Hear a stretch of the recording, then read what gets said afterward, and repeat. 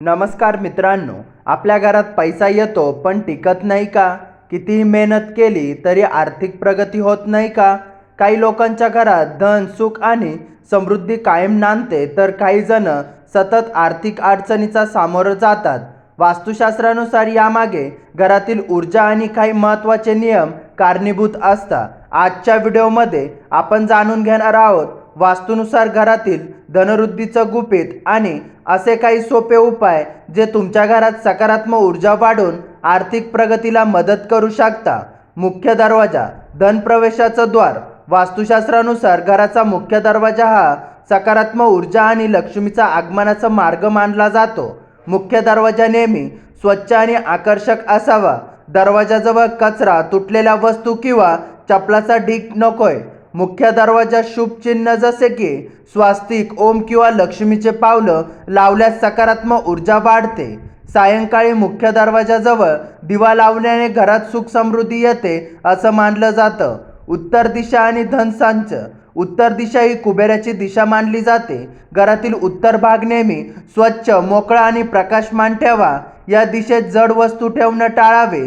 तिजोरी किंवा पैसे ठेवण्याचं कपाट दक्षिण पश्चिम भागात ठेवून त्याचं दार उत्तर दिशेला उघडेल असं ठेवल्यास शुभ मानलं जातं. तिजोरी ठेवण्याचा योग्य नियम. अनेक लोक तिजोरी चुकीच्या ठिकाणी ठेवतात. तिजोरी दक्षिण पश्चिम कोपऱ्यात ठेवावी. तिजोरीसमोर आरसा ठेवू नये. तिजोरीवर अनावश्यक वस्तू ठेवू नयेत. तिजोरीला लाल कपड्यात बांधलेले काही नाणे ठेवावे, शुभ मानले जातात. घरातील गळणारा नळ आणि आर्थिक नुकसान. वास्तुनुसार गळणारा नळ म्हणजे पैशाचा अपव्यय. घरात कोणताही नळ सतत गळत असेल तर तो त्वरित दुरुस्त करा. पाण्याची नासाडी आर्थिक स्थिरतेचं प्रतीक मानलं जातं. झाडूचं महत्त्व. झाडूला लक्ष्मीचं प्रतीक मानलं जातं. झाडू उभा ठेवू नका. मुख्य दरवाजासमोर झाडू दिसणार नाही याची काळजी घ्या. रात्री झाडू मारणे टाळावे अशी पारंपरिक मान्यता आहे. स्वयंपाकघर आणि धनसंपत्ती. स्वयंपाकघर हे अन्न आणि समृद्धीचं केंद्र आहे. स्वयंपाकघर आग्नेय दिशेत असणं शुभ मानलं जातं. गॅस आणि पाण्याची जागा एकमेकांच्या अगदी शेजारी नसावी. स्वयंपाकघर नेहमी स्वच्छ ठेवावे. रिकामे डब्बे आणि तुटलेले भांडे जमा करून ठेवू नका. तुटलेल्या वस्तू घरातून काढून टाका. तुटलेलं घड्याळ, आरसे, इलेक्ट्रॉनिक वस्तू आणि फुटलेले मूर्ती घरात ठेवणं अशुभ मानलं जातं. अशा वस्तूमुळे नकारात्मक ऊर्जा निर्माण होते.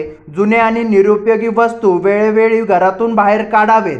पैशासाठी आरशाचा उपाय.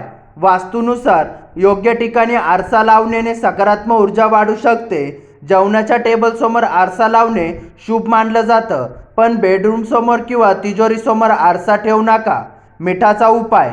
खडे मीठ नकारात्मक ऊर्जा दूर करण्यासाठी उपयोगी मानलं जातं. घराच्या कोपऱ्यात खडे मीठ ठेवू शकता. आठवड्यातून एकदा पाण्यात खडे मीठ टाकून लादी पुसल्यास वातावरण सकारात्मक राहते. तुळशीचं रोप. तुळशीचं रोप अत्यंत पवित्र मानलं जातं. घराच्या पूर्व किंवा ईशान्य दिशेला तुळशी लावावी. दररोज तुळशीपुढे दिवा लावल्यास सकारात्मक ऊर्जा वाढते. धनवृद्धीसाठी मोरपीस. मोरपिसाला शुभतेचं प्रतीक मानलं जातं.